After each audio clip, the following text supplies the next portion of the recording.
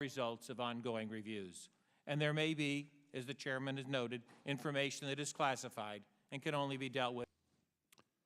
Today, we expect full cooperation from our panel.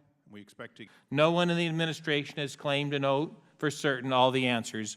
We have always made clear that we're giving the best information we have at the time, and that information has evolved.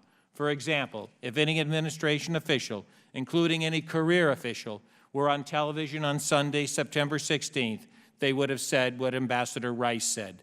The information she had at that point from the intelligence community is the same that I had at that point.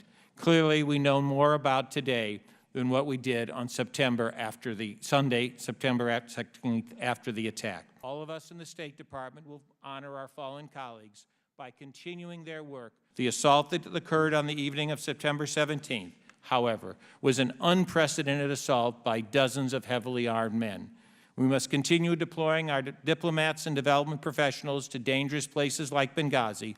There is no alternative. As the Secretary has said, we will not retreat, we will keep leading, and we will stay engaged everywhere in the world.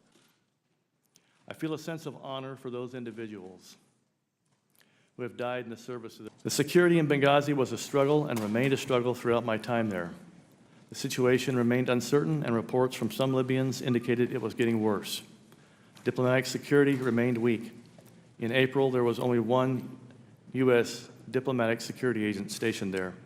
The RSO struggled to obtain additional personnel, but was never able to attain the numbers he felt comfortable with. At last, at long last. There is no question that when 4 American personnel are killed in an attack on a diplomatic facility, that the security there was not adequate to prevent that from happening.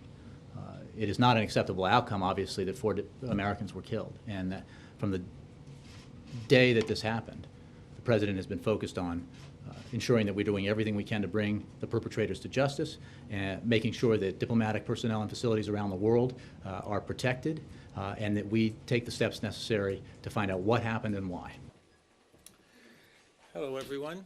I never thought I'd say this, but I thought I'd come down. Some have suggested that a few more security personnel would have changed things.